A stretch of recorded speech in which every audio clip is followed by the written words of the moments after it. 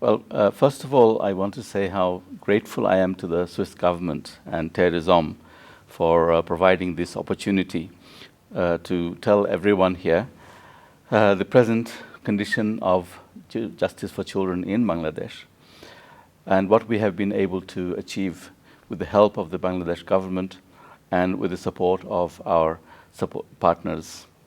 In the course of dealing with children in contact and in conflict with the law over the last 9 years, I have come to realize that the biggest problem faced by children are the adults who do not treat them with the dignity which they, I believe, deserve, and rather belittle the children in their estimation.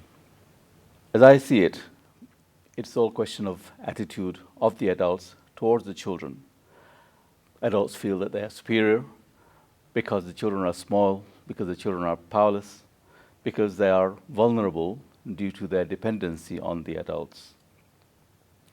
Now, this attitude, as I see it, also cuts across racial borders, cuts across religious borders, across the economic borders too. Children are children, whether they're Hindu, Muslim, Christian, or any other religion. Children are children, whether they're of the rich or the poor, whether they come from the palaces or from the shanties.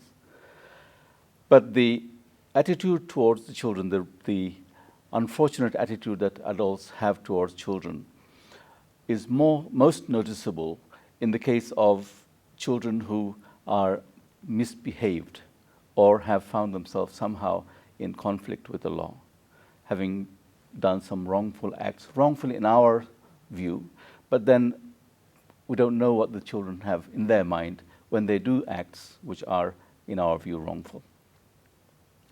Unfortunately, we do not stop to think that children do acts impetuously without thinking of the consequences of their acts. And we do not stop to think the reasons behind the criminal behavior or the violent behavior of children. We do not stop to think the background of these children, where they come from, why they have learned to fight. My children would not fight because they have not seen anybody in their immediate vicinity fighting. Whereas a child who sees parents fighting amongst themselves will think nothing of fighting. It will be part of their life. So I think these are the things that those people who deal with children have to realize, particularly in the context of children in conflict with the law, the judges and the magistrates who deal with children who are badly behaved, who are criminals in their eyes, every day from morning till night.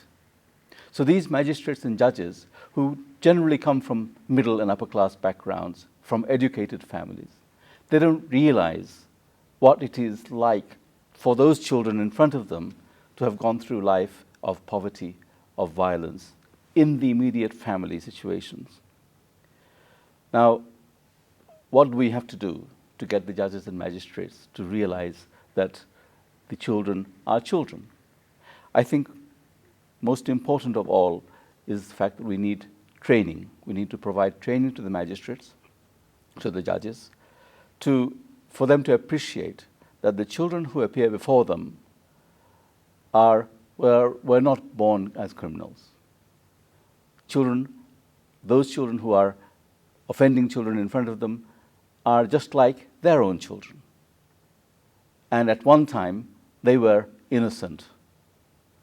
They have become deviant in their behavior. They have adopted wrong ways because of their circumstances.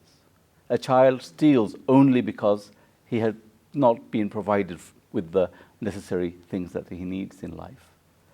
Now, these are the things that the judges must appreciate. We have to change the attitudes of people. Attitudes are difficult to change. Human attitudes are personal to the human being. But at least we can try to make people appreciate why the children act in the way they do.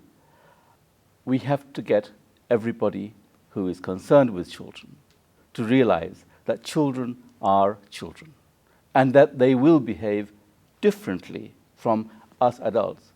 We have to make them realize or think back to think how they behaved when they were of that age.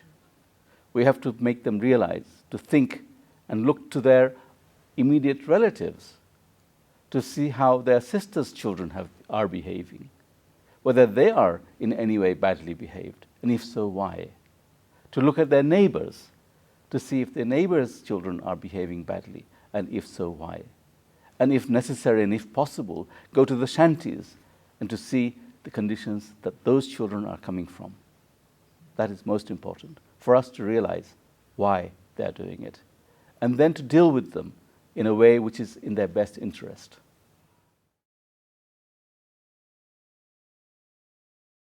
Yes, mental attitude is something very difficult to change overnight. You can't change people's attitude. But then, if you give them the proper training, if you are able to instill in them the realization why the children behave badly, why those particular children are behaving badly, why, for example, the immigrant children are behaving badly, why, for example, the black children in a white community are behaving badly. Now, when you realize the reasons behind their activity, then you can work out what is best needed to be done for them.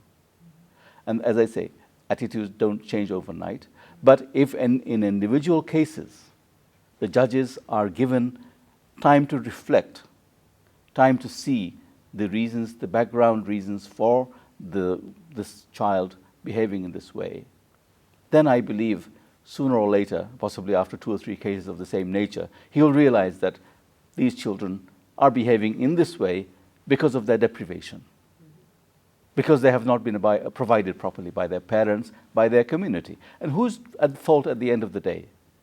Parents for not providing the things that the children need and want, the community for not providing the proper assistance that children need, the government for not providing the parents with the ability to deal with their children in a proper way.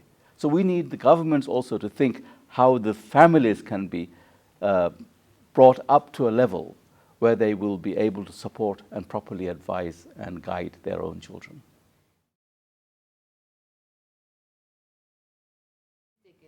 Yes, I'm always optimistic, because we cannot but improve ourselves. And to improve ourselves, we need to know better things. We need to see how it is done in a different context.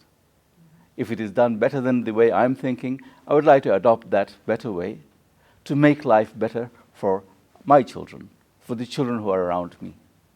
And there's always hope.